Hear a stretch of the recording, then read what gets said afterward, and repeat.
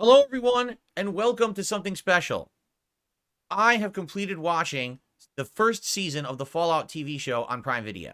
And being that I'm a 16-year-long YouTuber, and during the time that I've been a YouTuber, some of the biggest video game playthroughs that I've ever done were Fallout playthroughs. Starting with Fallout 3, then Fallout New Vegas, all of the DLCs for both, multiple runs of both, and then later on, Fallout 4 and its expansions. And Fallout 76 for like 3 hours, and then I never played it again because it was so bad at launch. I consider myself a big fan of the series. I just never played the original two games, and I want to make that clear up front. As a gamer, I don't know the lore or the gameplay of Fallout 1 and 2. All right, let's get that right on the table so that people don't have any misconceptions. I'm not a super fan of Fallout that has studied every single plot point. But they're some of my best, most liked RPG playthroughs of all time. And when this show was announced, I was very stoked because, hey, taking the lore and the elements of the world and turning it from a video game into a TV show could be a really awesome thing. I watched the show, okay? Now, I'm just going to say this up front. I absolutely loved it. Each episode of the show is around an hour to an hour and a half long. Each one's like a mini movie, and very well done. On Prime Video, they release all the episodes all at once. So instead of spacing them out once a week like a lot of the other on-demand video services do, Prime just drops them all. So you can just binge watch if you want. And I watched it slowly over the course of a week with my wife. Some nights we would watch one episode, some nights we would watch two. And we finished it a few days ago. Today is actually exactly 1 week from the conclusion or from the launch of the show. It's actually now April 17th at 7 p.m.-ish. And the show actually launched on April 10th at 6 p.m.-ish. So it's been a week. The way I'm doing this is I'm going to review the show for you guys. And what we're going to do is going to be the following order. Number one, I want to give you a summary of the show. So just to refresh your memory about what happened in it, the three major protagonists, the plot lines and the journeys that they go through. I'm not going to hit upon every single detailed point of the show in my summary. I'm just going to tell you the general talking points of what happens during the show, including the finale. Yes, that means the entirety of these videos and this stream will be full of spoilers. If you don't want to be spoiled on the Fallout television show, leave now and come back after you've already seen it. Do not stick around. You are absolutely going to be spoiled unless you just don't care about being spoiled. Then by all means, keep watching. But huge spoiler alert, from this moment on, I'm going to be spoiling the show. Now, the cool thing about this is I don't just want to review the show, because if I did that, this could have been just a standalone video that's like 30 minutes long. Instead, I want to turn this into a fun, live, interactive discussion with my audience here and see what they have to think. Like, what's your favorite thing about the show? What did you really not like about the show? What about the lore and how the lore of this show changes the lore of the Fallout games? Do you like it or dislike it? Do you think it's problematic? What about what Todd Howard is saying about the show, claiming that it's canon when there's obvious things in the show that are not canon to the games? So we have a lot, I feel, to talk about, especially the ending. The ending itself is so epic and leading into something so cool that I can't wait to discuss it with all of you here live. All right, so I'm very excited about this, but it's funny, as excited as I am about the show and how happy I am that it exists and I liked it, there are people on the internet, no exaggeration, their entire internet existence, entire YouTube channels are based on Fallout lore. And these people are flipping out at the Fallout TV show because they're upset that this show changes the lore of the games. Imagine if your entire existence on YouTube has been making Fallout lore videos, and if Todd Howard is being truthful saying that this show is now canon, it means that all the lore that came before this show doesn't matter. Do you want to know why? Because this show is set 20 years in the future, past the events of New Vegas. It actually is the latest piece of Fallout. It's past all existing games. So this would set the precedent of everything before it. Can you imagine someone out there where all you do is make Fallout lore, and for years and years, all you do is that, and now basically in a flick of your finger, it's all erased. All the work you did means nothing because they're basically rewriting the universe with this show. You're like, oh, freak it out, right? For me, I like this. I'm having a good time with it. I saw some of the changes in the show and I was like, all right, that's not bad. That's interesting. That actually makes sense. But I could imagine these people who are these lore hounds going nuts, going freaking out, ripping their hair out of their heads because now everything they've done is meaningless. Anyway, let's get started, everyone. Pick up your Nuka-Cola and take a sip. pull out your official Vault 111 bobbleheads, and let's get started with my live interactive review of the Prime Video Fallout TV series. Cool.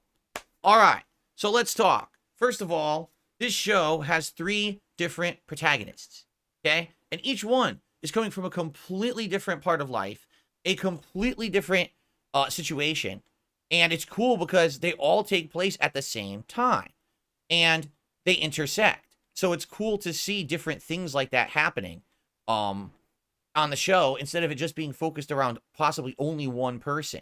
I prefer to have more than one person as the protagonist. So let's talk about each one of them, I guess, in order that they appear. So I believe the first character that you would see in the show would be Lucy. So she is a vault dweller of Vault 33. And again, as we know, this show actually takes place further in the timeline of anything else. So everything you know about vaults and everything is kind of like thrown for a loop. You think, oh, we already know about the vaults, right? What could they possibly tell us more about the vaults that we don't know? Actually, that's kind of the purpose of the show. Even though you might not know that at first, this show blows apart the lore of the Vault system and Vault Tech as a company in a way you've never seen before.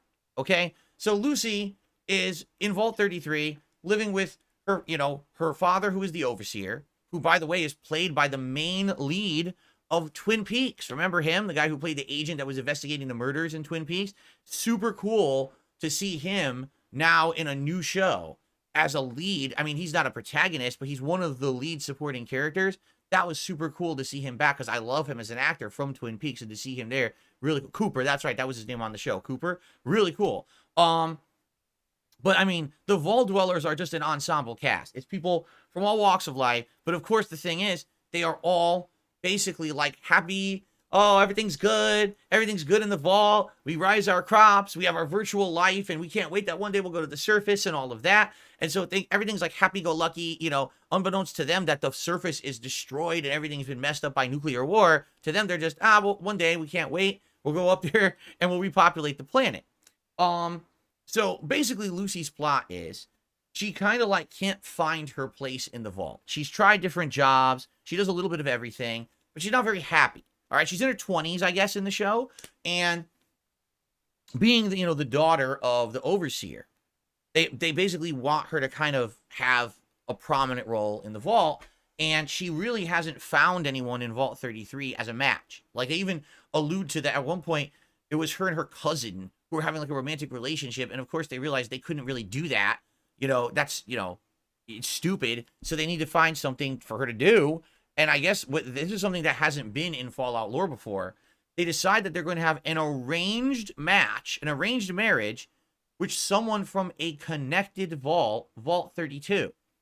Now, to my knowledge, I don't know because, again, I didn't play Fallout 1 and 2. But previously in the Fallout lore, there haven't been connected vaults, right? It's always been standalone vaults out there in the wasteland.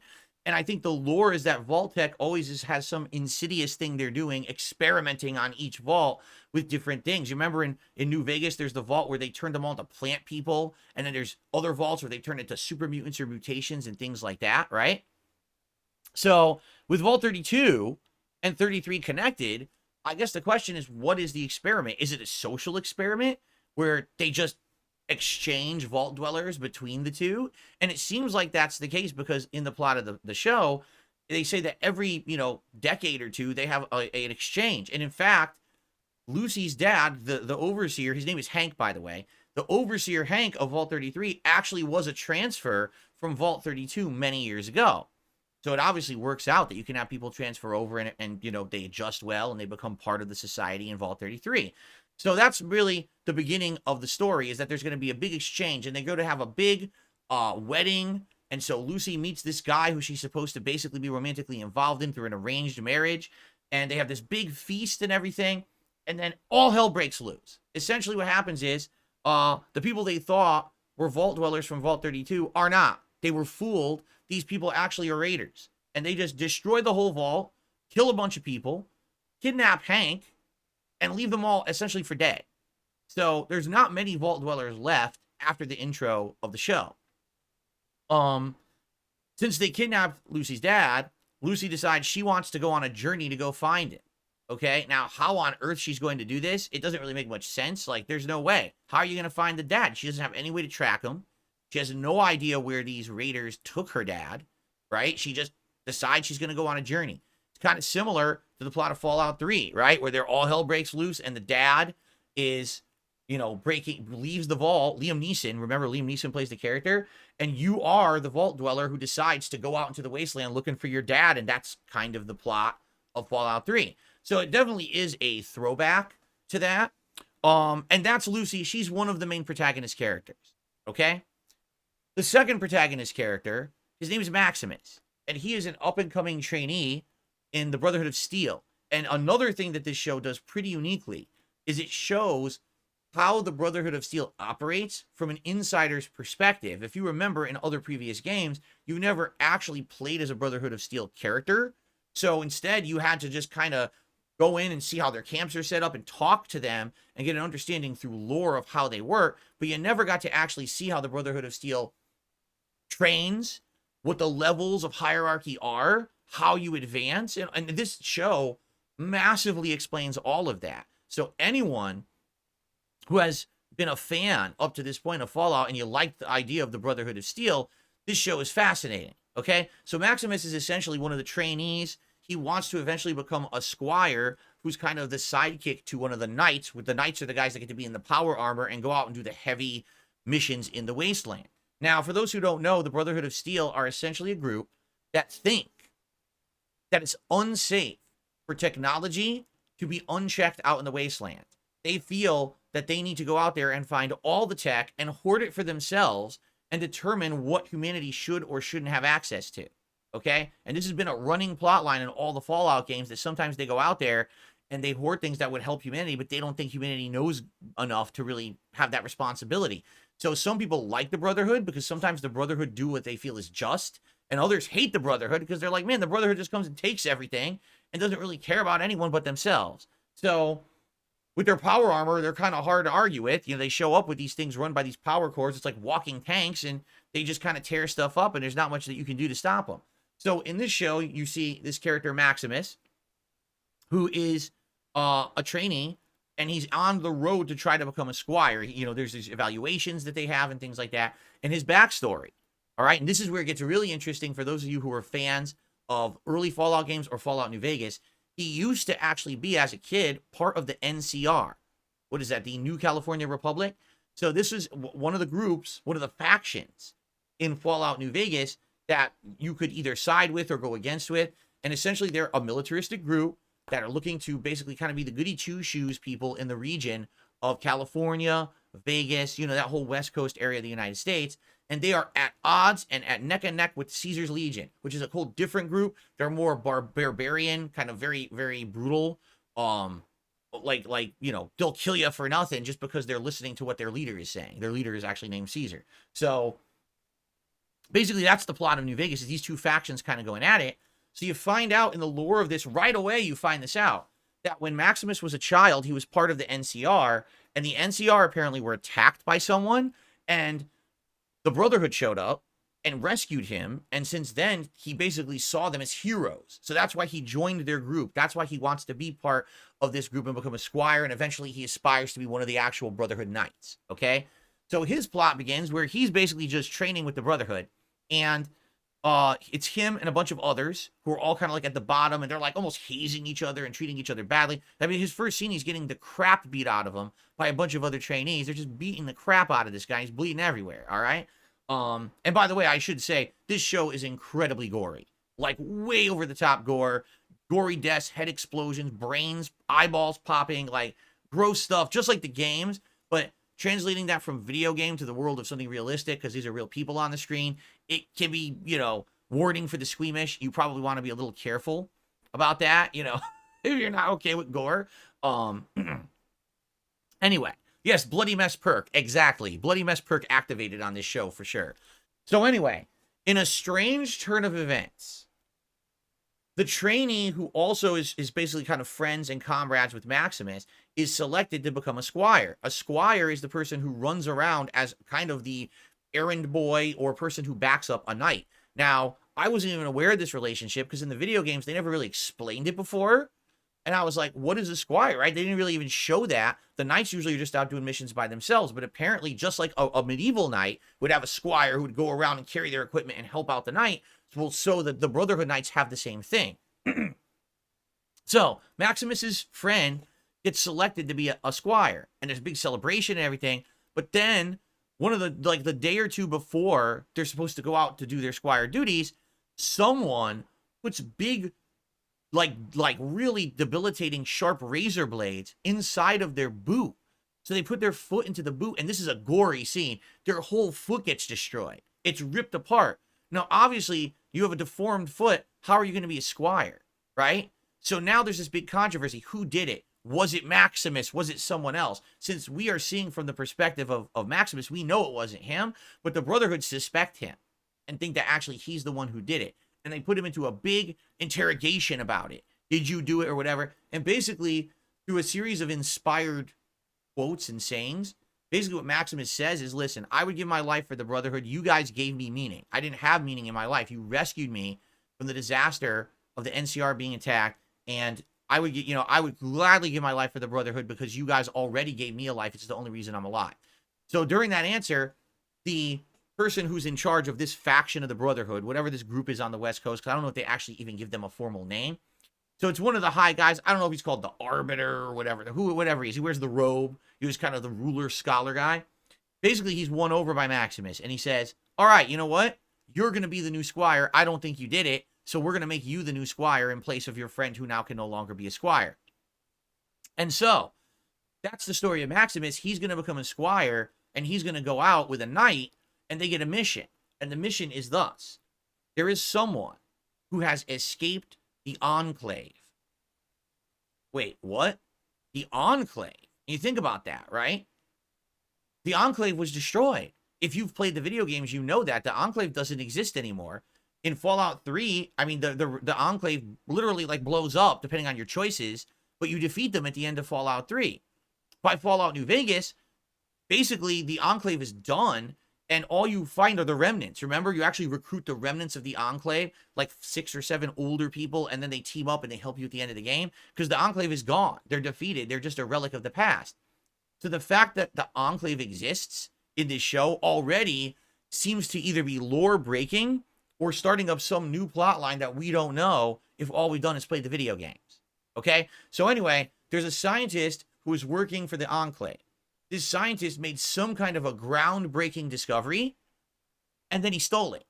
And they actually show him. He's actually played by an actor. He's a character actor that's been in many shows before. I remember him as Linus in the Lost TV series from many, many years ago.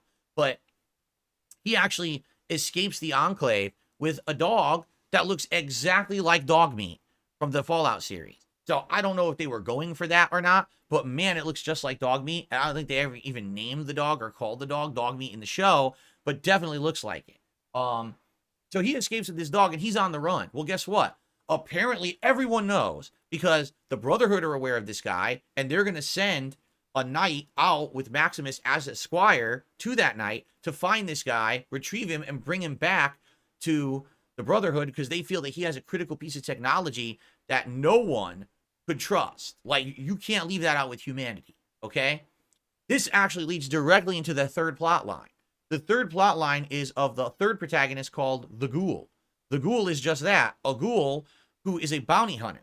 Now, the weird part about this is I think of all the lore that gets changed in this TV show from the games, I think that the ghouls get the biggest changes, okay? So right off the bat, let's be honest here.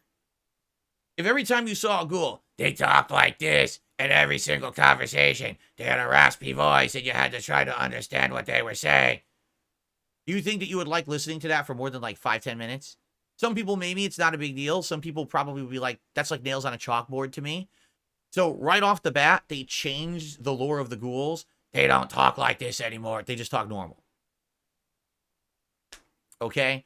But another key change that they did with the ghouls is now in the lore of the show, okay, the ghouls need to have some kind of a chem in their bodies to stop from turning feral. there are feral ghouls in the Fallout TV show. It's a critical part of the plot that you need to have a long, supply of these drugs. So you can constantly be inhaling them as chems, and that it stops you from turning feral. So 2 huge changes, all right, from the main games for ghouls, okay? So how is the ghoul introduced into the plot? He's buried in a casket, and he has these chems put into his body via IVs above the ground. Sure. 3 bounty hunters actually dig him up and awaken him to say there's a giant bounty out for this guy, and it's the picture of the same guy from the Enclave that the Brotherhood is after. And so apparently the word is on the street that this guy from the Enclave is a turncoat, and he has some critical piece of tech or something, and everyone's out to get it. Don't ask me how everyone knows. That's never really explained in the show. So these 3 guys wake him up, and immediately the ghoul just turns on him and murders them all. And you're like, whoa, wait a minute. That's the introduction to one of our protagonists? He just, in cold blood, murders the 3 guys who just pulled him out of the ground. Holy crap. Well, if that's any indication of how this character is going to be in the show, it's going to be an interesting ride. So, from that point out, the ghoul is kind of out for himself. And I'll just say that of all of the characters in the show, the ghoul's probably one of the coolest. He's played by Walter Goggins. You've probably seen him in the show Justified or other shows that have like a Western theme to it. And he is great. Now, the thing is, he plays 2 roles. He plays the ghoul in the present day, but then he also plays himself in the past before the bombs dropped. Okay? And that's really neat to see that. I liked the fact that it was 2 roles in one, because you get to learn about this guy and who he used to be, and his character arc is essentially how he changed from the past to the present, okay? And we'll talk a little bit more about that, I'm sure, further into the plot. So the ghoul is off, basically in search of this guy who, escaped the Enclave. Now, during the course of the show, all their paths intersect, all right? And there's various different things that happen. Sometimes they're at odds with each other and they fight each other. Sometimes they're helping each other, all right? What's funny is, for the first 4 episodes, 5 episodes maybe, no, I'd say probably the first 3 to 4 episodes, the whole goal of the show is to get the Enclave scientist and get the technology from him and take him somewhere, okay? But what ends up happening is, after about halfway into the show, the plot changes. It flips on its head. Because it's weird, because at first you think, oh, this is just going to be kind of a caper where they're all trying to get this guy, this Enclave scientist. And spoiler alert, by episode 3, the scientist can no longer walk, and therefore he says, I'm not going to make it, just chop my head off. Because what they want is actually encased back here in the back of my head. Okay. So, yeah, they actually chop his head off, right? Like, okay, so now it's not about taking this Enclave scientist somewhere. It's about bringing his head somewhere, his severed head. And this head gets gross and decays over the course of the series. It's really disgusting. By the end of the show, it's just a really gross, like falling apart head. Anyway, so everyone's fighting for the head. And that's really, like, the main plot. But then about halfway through the show, okay, everything kind of changes.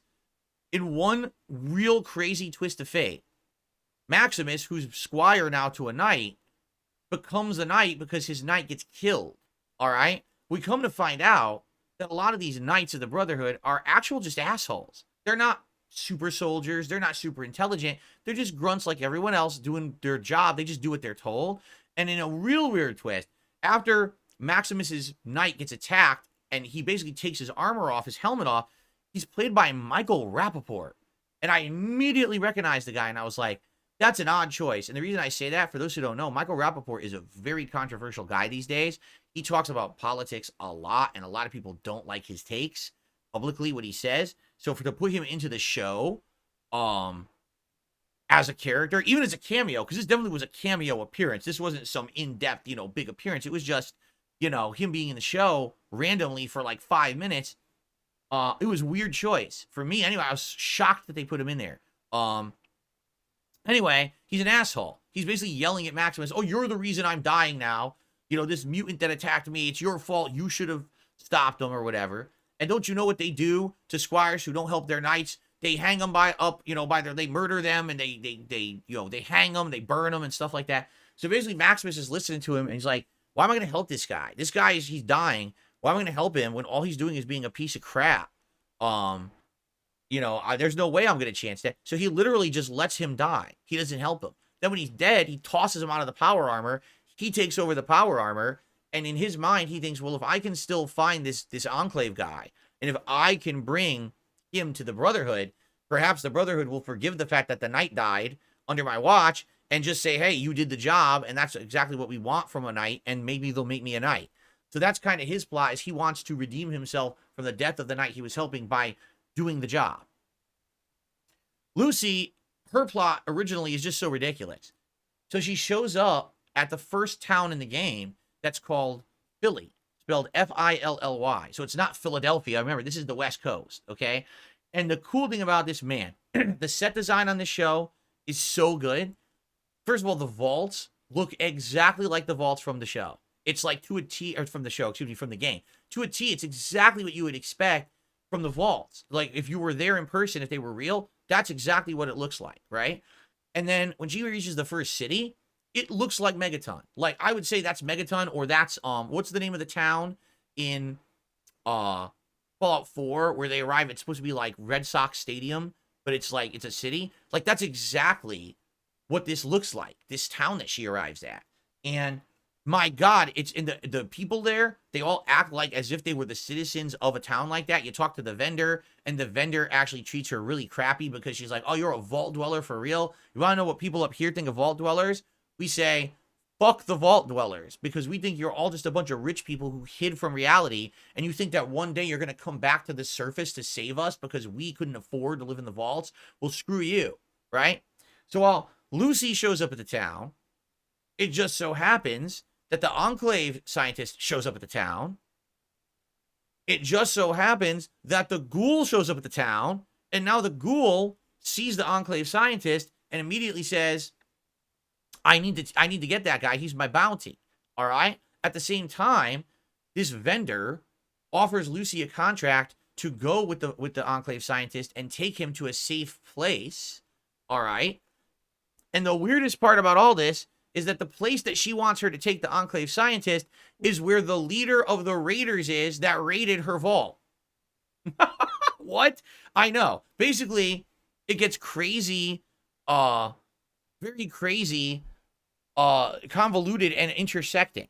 In truth, the plot actually gets way less complicated the further in you get. But for the first few episodes, it throws you for a loop. All right? So then ensues one of the coolest sequences I've ever seen in a TV show.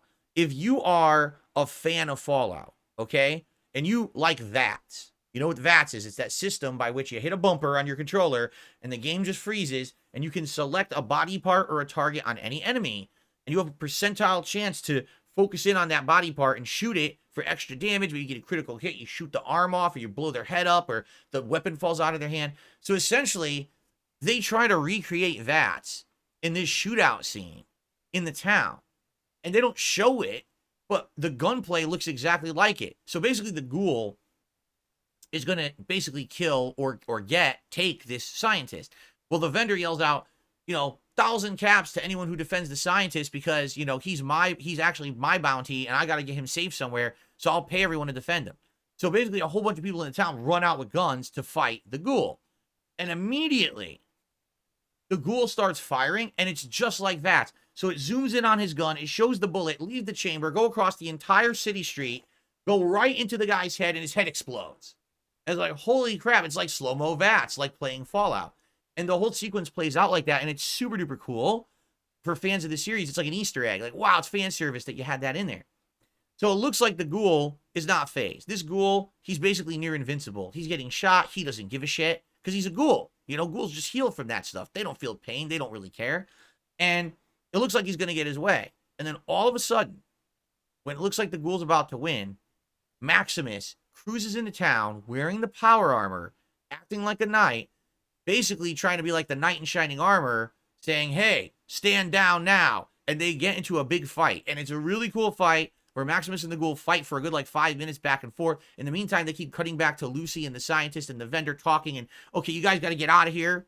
Get out to the escape into the wasteland or whatever, and you got to get him to, the head of the Raiders. And she tells her where the head of the Raiders is. Like, she gets a tracker to go there. And incidentally, it ends up being, of all places, in California, in Hollywood. And later on, it's revealed it's actually the big observatory that they have at the top of the Hollywood Hills. I forget, is it not? I think it starts with a G. I forget what it is. Griffith Observatory. That's what it is. That's actually where her headquarters is. So basically, what happens is a big fight ensues. And the Ghoul does beat Maximus by basically, because Maximus doesn't really know how to use the power suit that well. So basically outsmarts him and he tosses him out of the town. And now chaos, or I would say hijinks ensue. The scientist, like I said, he dies. Lucy ends up cutting his head off, and now the head is basically the package. But then the head ends up getting eaten by a mutant. Then the Ghoul and Lucy try to fight the mutant to get the head back, but then the head gets lost. The head later on gets picked up again by Maximus, while Maximus gets a new squire. And the thing is, I could talk to you about the whole show, and I could be here for another 2 hours, all right? But basically, now, everyone's out in the wasteland, everyone's doing their own thing, everyone's trying to get the head or not. And then, the key of the show, I would say, and probably for me, some of the most interesting parts of the show, are the flashbacks. Because they keep flashing back to pre-bombs and showing the setup of Vault Tech. And this is what's fascinating to me, is that never before, I don't think in any game, have they thoroughly explored Vault Tech. And to come to find out, Vault Tech was a company that was not just researching vaults, but they were researching all kinds of things. How to preserve life, cryogenics.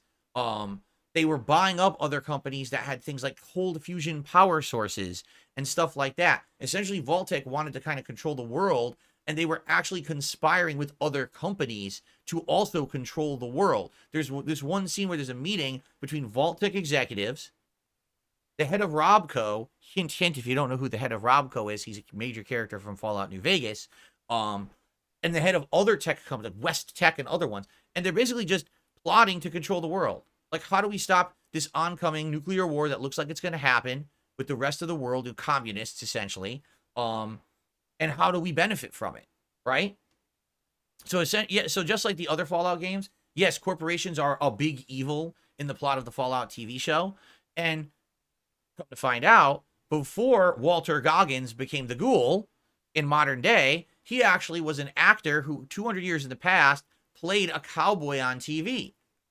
So it's funny because he played a fictional character. 200 years later, he's become a Ghoul who essentially, that's who he is. He's living the life of this crazy bandit cowboy now, but that's a character he played on TV 200 years prior. And what a coincidence, guess who his wife is? One of the high-up executives of Vault Tech.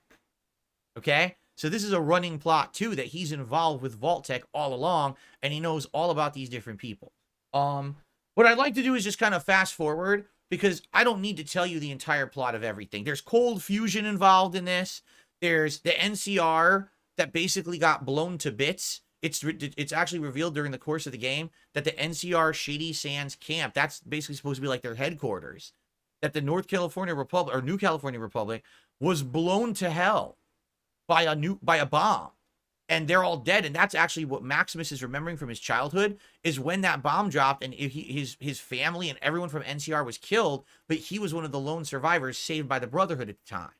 Okay, so with NCR gone, which is weird because remember, this show takes place way later in the plotline from New Vegas. In New Vegas, you think maybe the NCR won. Remember, at the end of Fallout New Vegas, there's 3 factions. There's the NCR, there's Caesar's Legion, and there's Mr. House. And any of those factions can win at the end of the game based on your choices, or you can go for your own 4th ending, where essentially you power up a bunch of robots that used to work for Mr. House, the Yes Man ending, and it's kind of an ambiguous ending. You don't know what happens with that ending. Is it a good ending or a bad ending? Do the robots actually listen to you, the main character, or do they end up going sentient and doing whatever they want? You don't know. So there's no canon ending to New Vegas, okay? But this taking place after those events, okay? Shady Sands existed in New Vegas. So that means this entire show, the bombs that dropped at Shady Sands, all happened after the events of New Vegas. And there is, at least in the show, there is no more formal NCR. What ends up being revealed by the end of the show is that those bandits that attacked Vault 33 are actually the remnants of the NCR, because the NCR are out to stop Vault-Tec. Why? Well, now it's time for giant plot spoilers. Are you ready? I'm just going to spoil some of the biggest plot points right now to get them out of the way, because this leads us to the finale of the show, and then we can talk more about interaction. I want to hear everyone's opinions on what you liked and didn't like, and lore changes and things like that. Okay, so the major plot dump of the Fallout TV show is thus. The entire apocalypse that is the stimulus for this lore, this universe to exist, is that Vault-Tec dropped the bombs themselves. Okay? Now, that has never been known before. We always thought that it really was a real world war, and that communists or whoever it was, the enemy of the United States, dropped the bombs and destroyed the country. And it's just a good thing that Vault-Tec had their vaults up, so everyone ran inside, and that created the outside and inside worlds. But in this show, it's revealed it was the Vault-Tec people, the CEO, including, yes, Walter Goggins' wife, who orchestrated the whole thing. They felt that there were so many factions on planet Earth and that they were never going to ever get along. They were always going to cause war. As they say, war never changes. So because of that, they, being rich and powerful and supposedly smarter than everybody else, they decided to orchestrate a world war by dropping bombs on their own country and making people run into these vaults, and then essentially later on, 200, 300 years later, let them out to repopulate the planet after the factions had all been destroyed. Now, I mean, how naive that Vault-Tec thought that no one would survive on the surface, that the bombs wouldn't change life as we know it and create this apocalyptic, corrupted society. You know what I'm saying?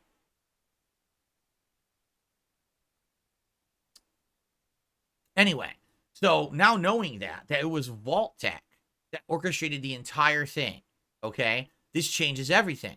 So the NCR are actually run, and this is what's never explained in the series. It's one of the big plot holes that maybe will be explained in a future season. The NCR remnants, okay? Why is there NCR? Why are there only remnants? What happened in Shady Sands? Vault-Tec blew up the NCR. Why? Because NCR was actually getting so much power in the region. They were starting to expand out, and Vault-Tec was afraid that they were going to raid the vaults and basically ruin the entire thing. So they detected Shady Sands as the capital of NCR, and they bombed it to basically end the threat. Okay? Pretty messed up.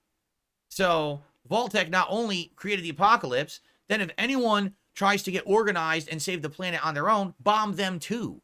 Okay? Now you might say, well, wait a minute. How did they bomb them? Isn't this 200 years in the future? Yes, but get this, and this is the other running plot thread. All of the Vault-Tec executives are still alive. They're frozen in Vault 31, which is connected to Vault 32 and Vault 33. They've been frozen but alive all along, monitoring the vaults and monitoring the surface. They're slowly thawing each other out over time to run these vaults.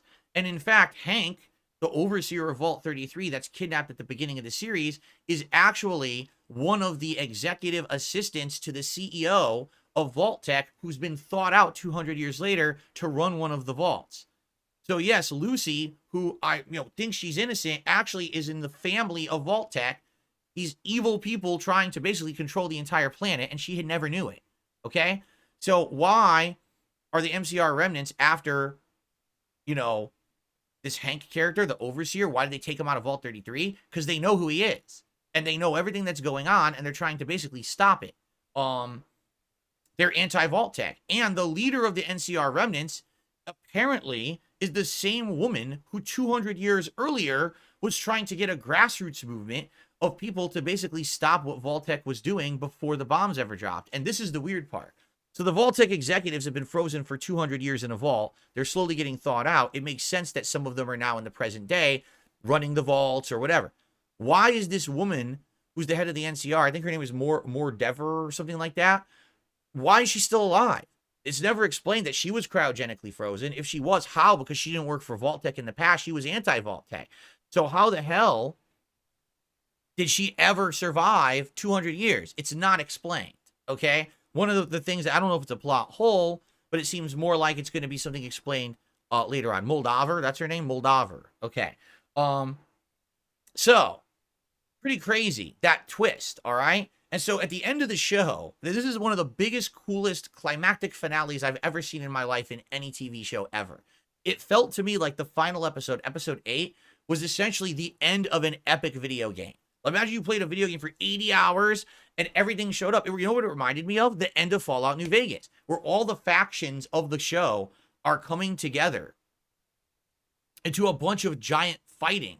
So you've got the NCR remnants, led by Moldaver, at Griffith Observatory, are being attacked by the Brotherhood, who are now know that they have the head of the Enclave scientist. All right, so they're trying to get it. Lucy shows up, and Lucy is there because her dad's been kidnapped the whole show, and she thinks she's trying to rescue her dad until Moldaver tells her the whole story. Your dad's evil. He's an executive for Vault-Tec. He's a piece of crap. He destroyed the planet. That's not a guy that you should care about or love. That guy's trying to ruin everything for everyone, and that's why we kidnapped him. Okay? So now the beans are spilled for Lucy, and while all of that is going on, the Ghoul shows up. Now, the Ghoul has had a crazy plot arc. He started off as a bloodthirsty killer and a 100% mercenary at the beginning of the show. But midway through the show, he runs into Lucy, and he's using her as a way to find the head of the scientist. But what ends up happening is he almost dies. He runs out of his chemicals. And Lucy actually goes out of her way to get him more chemicals, and she saves his life despite the fact he's done nothing but hurt her in the show. I mean, at one point, he literally cuts her finger off. Okay? She doesn't care. She still goes back and does something nice for him and saves his life by giving him chems. So basically, that kind of almost gives him a turn of character.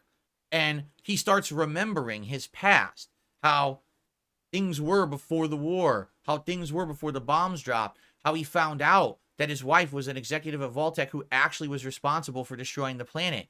And by the end of the show, all he wants to basically do is get to the bottom of this. He wants to know what happened to my wife, what happened to my kid. Are they possibly still alive somewhere, possibly frozen with the other Vault-Tec people? And he wants to basically stop Vault-Tec. So he shows up at Griffith Observatory while the Brotherhood are there trying to take it over, and he gets into a giant firefight with them and kills a bunch of them. He even knows how to take out the armor, the power armor, with one shot. So he's like insanely overpowered and invincible in the show, the ultimate badass. The final climactic scene all takes place in almost like the control room of the observatory. So Moldaver finally pulls this thing out of the Enclave scientist's head. What is it? It's cold fusion. It is an unlimited power source that just self-replicates and generates. It's the solution to the world's problems. And the thing is, Vault-Tec had that solution all along before they ever dropped the bombs, and they refused 100% to use it because they didn't want that to happen. They didn't want humanity to be better off. They wanted to be able to control humanity. So they actually bought off the company that had cold fusion and hid it as a project for 1,000,000 years. And then 200 years later, an Enclave scientist found that tech, reverse engineered it, and got cold fusion again. So all Moldaver, who looks like a villain the whole show, ever wanted to do was save the wasteland. She wanted to get cold fusion. She wanted to power up LA using cold fusion, so all the people have power again, empowering them and making them basically strong again. And she wanted to stop Vault-Tec, and that's why she kidnapped Hank at the beginning of the show. So a pretty interesting, crazy premise to the show. And so in this final scene, Lucy finds out that her dad is evil. The Ghoul shows up and starts learning all this stuff about Lucy and her dad and Moldaver and who she is and all that. And amongst all this chaos, okay, somehow Hank escapes the cell he's locked in and gets into a suit of power armor.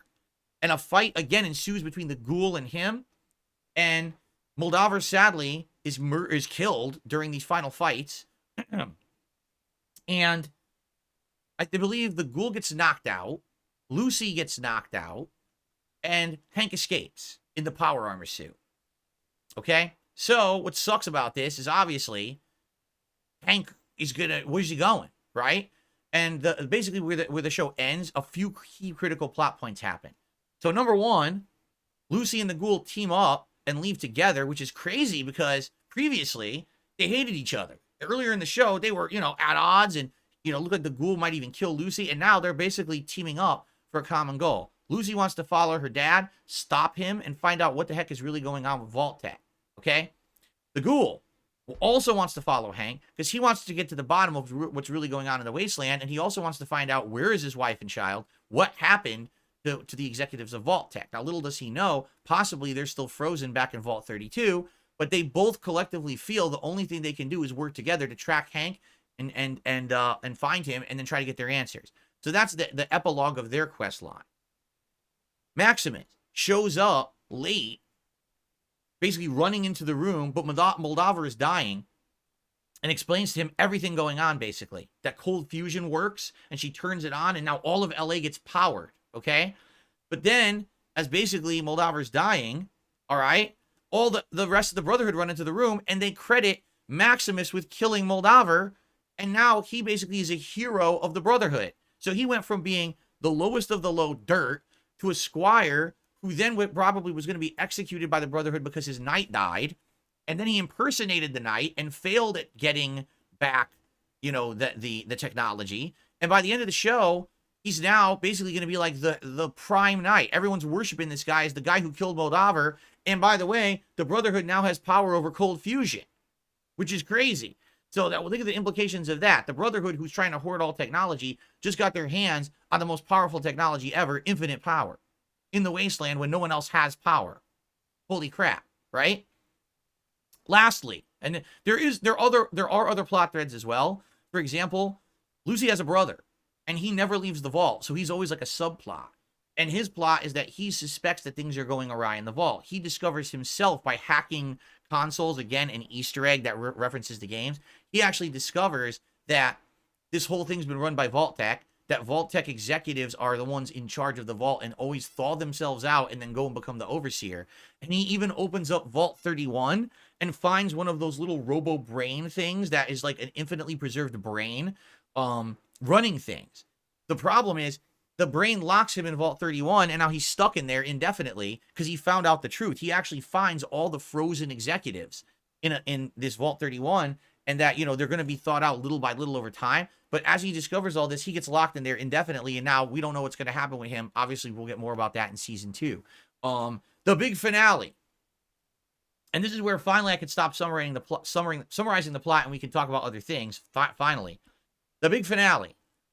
It shows Hank in the power armor, and he's walking away from the sun. The sun's behind him, and then the camera goes behind him and shows what he's looking at, and he's looking at New Vegas. And basically the ghoul kind of says in a voiceover line, he's like, basically Hank is heading to whoever's like behind the whole thing. Now, I had mentioned earlier there is a flashback scene where it shows all the companies together talking about controlling the world. Vault-Tec is on one side, but on the other side is Robco. Does anyone remember who's the head of Robco? Someone by the name of Mr. House, who happens to run New Vegas. So in the lore of the Fallout TV show, New Vegas has not been destroyed. New Vegas has not been overrun by the NCR or Caesar's Legion. Apparently, Mr. House won. In the lore of the show, Mr. House was successful at the end of the New Vegas story, and now he runs New Vegas indefinitely. And so Hank apparently was working for him all along. So Vault-Tec and Robco and all these companies conspired and are working together to control the world. And since the plot with the vaults fall apart, Hank is now going in the power armor to New Vegas to meet with Mr. House. And that's when the show ends.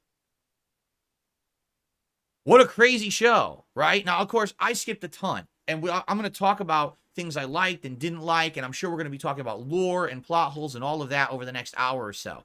But in general, that show was probably the best adaptation of anything I've ever seen. All right? Why? Why do I feel that that's the case? Because they decided to make the show after the events of all the games. What that means is it gives them freedom to create new characters, new plot lines, new threads.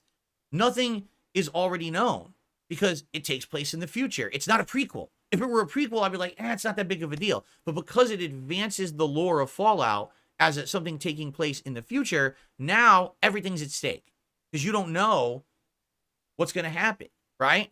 The problem with shows like The Last of Us or Halo is that they basically are trying to take the core elements of the show or the games and turn it into a show. But if you already played The Last of Us, you generally know what's going to happen in the show, right? You know that in the Halo show, Master Chief's not going to die. He's the protagonist of the series, right? But when you're watching the Fallout show, you have no clue what's going to happen. There's characters that I thought would be there the whole season. They died in episode 2, you know? And that's really cool. They didn't try to just frame for frame create the game. They did try to recreate some of the technology, the locations, and things like that. But they tried to make a show that stood out by itself first and foremost, and then worried about tying it into the lore of Fallout, and it works.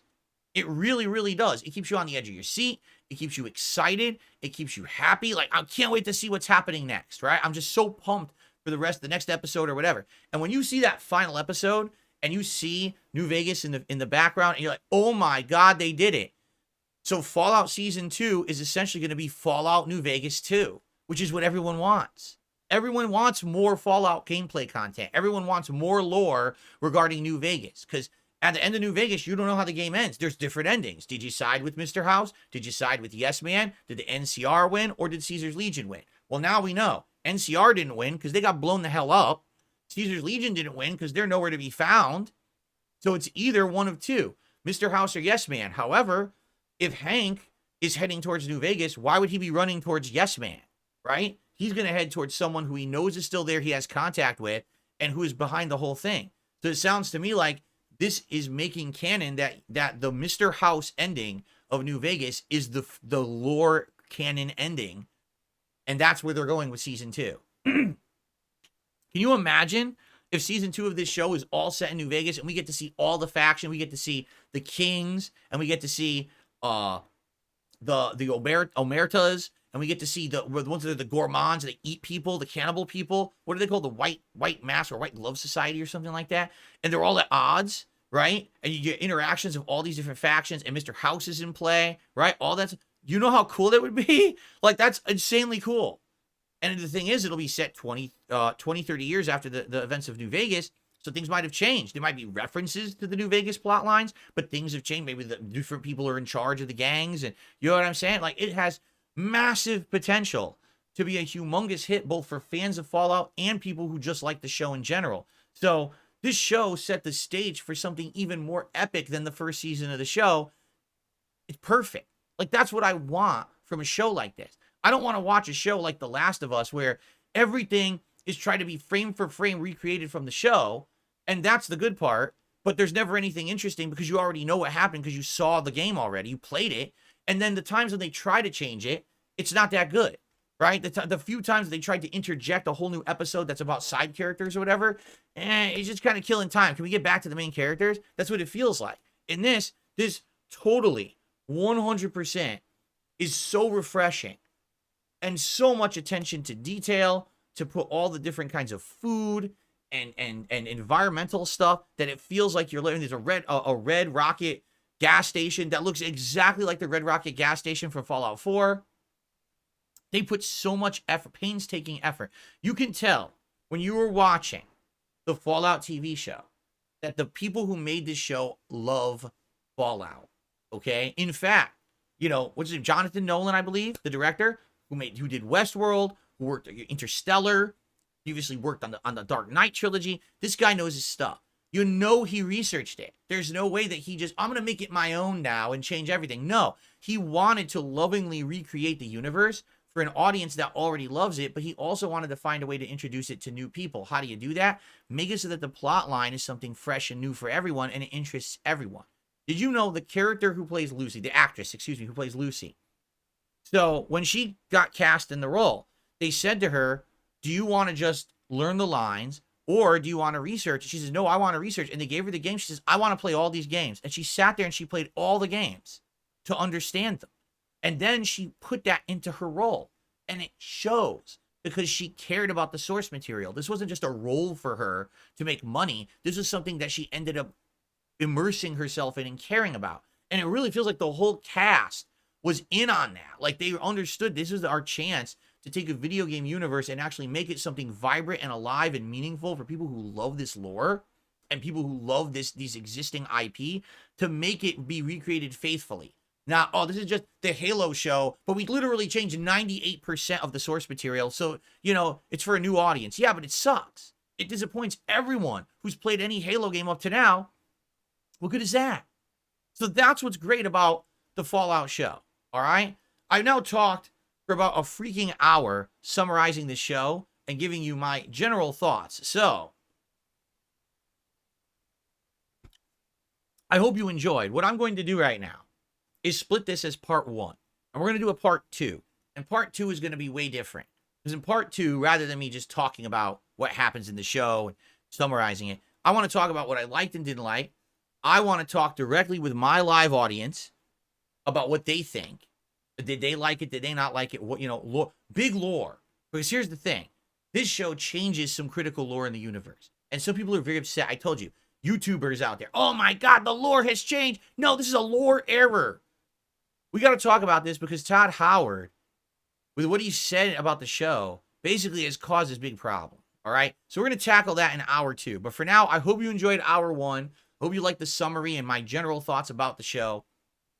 I hope you come back for hour 2. If you're here live on the stream, thanks. Because a lot of people were saying, yes, this is a summary. I said I was going to do that. I said there was going to be a summary first. And then we were going to get into the interactive part of the show, which is going to start pretty much right now. Thank you for watching up to this point. And now we're going to get into the interactive portion. I'll see you for that in the next video.